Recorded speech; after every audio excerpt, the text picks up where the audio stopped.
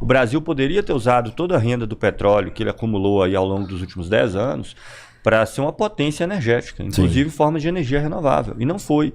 Tá entendendo? Porque o recurso a que se deu esses capitais saíram do Brasil, não foram destinados a isso. Os recursos saem da Petrobras, vão para acionistas privados e, inclusive, a maioria coloca fora do Brasil. Eu comentei aqui ontem, né? A gente mapeou os dados são no Banco Central. Investimentos de fora dentro do Brasil, investimento do Brasil lá fora. Investimentos do Brasil lá fora, os países onde os brasileiros colocam seu capital, os Estados Unidos estão um pouquinho na frente, depois é Bahamas, Ilhas Caimã, Bermudas, todas essas potências produtivas ali do Caribe. São os primeiros, ou seja, o que o capitalista brasileiro vai fazer? Esse vergonhoso personagem da nossa história, do qual nós não temos nada que se orgulhar, né?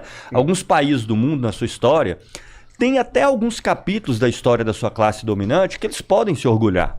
Que elas travaram batalhas a nível mundial para assumir isso, para desenvolver naquele ponto. Aqui no Brasil é tudo um bando de covarde, que não está disposto a fazer absolutamente nada, quer ganhar dinheiro da forma mais rápida e acessível possível, não tem nenhuma preocupação com o desenvolvimento nacional. Ou seja, a conclusão da ópera, você só consegue fazer um processo de desenvolvimento brasileiro a partir de um projeto centrado na classe trabalhadora. E para ser um processo centrado na classe trabalhadora, a classe trabalhadora tem que transformar isso em socialismo. Porque socialismo é a classe trabalhadora tomar o poder a partir das suas organizações. Controlar a sociedade a partir das suas organizações. E aí as coisas se tornam simples mesmo. Se a gente tem a tecnologia para fazer, se não tem, a gente vai ter que buscar. E não é uma coisa fácil, né? Das diversas formas existentes. Se você tem, você pode, de maneira organizada e planejada, reproduzir o que já existe. Ora, eu tenho uma unidade produtiva aqui, eu tenho pessoas para fazer, eu tenho conhecimento para criar uma nova. Por que eu não vou criar? Percebe? Eu não tenho mais essa barreira. E não o mercado, meu caro Léo. O mercado, eu falo isso no meu canal, o pessoal lá da orientação marxista está cansado de saber. O mercado, ele usa, na computação, a gente estuda algoritmos. O primeiro tipo de algoritmo que a gente estuda é o mais burro que existe, que chama tentativa e erro. O mercado funciona por tentativa e erro. Tentativa eu vi e erro. você falando isso no seu canal. É um método mais burro. O preço se define por tentativa e erro no capitalismo? No mercado. É que isso não faz nenhum sentido. Você joga no mercado, eu vou elevar a produção, vou reduzir a produção, eu jogo no mercado e vejo o que dá e adequo. Não é assim, jogo no mercado, vejo o que dá e adequo. Não é assim, não. É o método mais burro que existe. Mas não é assim, Só não. não funciona por tentativa e erro no caso dos trabalhadores, porque isso não tem como se eliminar os trabalhadores excedentes. Não é assim, não. Você acredita que no capitalismo a precificação acontece por tentativa e erro? Não, a compra e venda. Peraí, é que você falou que o preço se dá por tentativa e erro, é isso ou não? Compra e venda. A adequação entre produção e consumo. Então eu tenho que lançar o produto e ver o que acontece. Exato, não está pré-determinado. É que você usou esse termo, tentativa e erro. Isso. O preço no capitalismo é definido por tentativa e erro, é isso? Adequação entre produção e consumo. Porque, assim, é que eu acho não é o preço, a adequação entre produção e consumo. Aquilo ali vai ter demanda ou não? Não sei, a priori. Né? Eu vou saber quando eu levo ao mercado. Eu posso ter uma ideia. Eu posso fazer pesquisas. Isso, não é tentativa e erro, tá? não. Mas são pesquisas, são estimativas, são especulações. Está tudo indeterminado. Mas bem assertivas, né? Bem assertivas. Até não serem, né? Sim, até mas tem todo um estudo para isso. Tem uma ciência para isso. Por isso tem crises, por isso tem... Até a ciência funciona muito bem, né? A gente acabou de ver que hoje o valor das Big Techs caindo em 1 trilhão em um só dia. Mas por causa disso você é contra a ciência? Não, o que tem a Não, você parece que está colocando em dúvida a ciência. Qual ciência? Você falou agora que a ciência funciona muito bem. Que ciência? Que ciência? A ciência, no geral. Você acredita na ciência ou não? A ciência não é uma pessoa para me acreditar. Não. Ciência é o conjunto de pessoas que produzem conhecimento. É a metodologia científica. Porque, por exemplo, quando eu era criança, sei. eu li um livro... Mas eu ainda quero conversar com a ciência. Mas vamos lá. Eu li um livro de empreendedor. Eu era criança, contava uma história de uma moça que queria fazer uma fábrica de doce de goiaba. E aí contava toda a trajetória dela, ela pesquisando o preço da goiaba, o maquinário que ela ia fazer, ela fazendo pesquisa de mercado. Então era um livro infantil, que falava toda uma ciência para ela descobrir o tamanho do mercado dela, quanto que ela tinha que vender o produto para ela já sair com tendo esses valores. Claro que depois que você lançar vai ter uma certa adaptação, e aí você me pega toda essa ciência e coloca como tentativa e erro, e por isso o capitalismo dá errado, me parece um absurdo. Porque você tem, inclusive, livros infantis ensinando isso.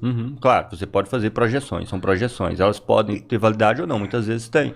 Sim, mas e a gente vai evoluindo. Fracassam que as crises elas são sucessivas, recorrentes e cíclicas em todos os lugares. As crises acontecem porque as coisas não se realizaram como as pessoas esperavam que elas iam se realizar. Né? Por exemplo, se você tem crise de endividamento, porque o crédito que foi dado, e quem concedeu o crédito achou que ia receber, quem pegou achou que ia conseguir pagar. E não conseguiu. Né? Você tem crise de superprodução, né? Não conseguiu dar vazão à produção no ritmo que você esperava. Então é porque todas essas projeções falharam nesses casos. Que elas funcionam muitas vezes? Com certeza, porque senão também a sociedade implodiria a cada segundo. O capitalismo tem alguma eficiência para continuar? É claro que ele tem. Se ele não tivesse alguma capacidade de continuar, ele já teria deixado de existir há muito tempo, né? Agora, o que eu chamo a atenção é a capacidade de funcionar de forma continuada e consistente. Não é que vai ser perfeita. É porque o que acontece no capitalismo não são imperfeições, gente. São explosões. São explosões.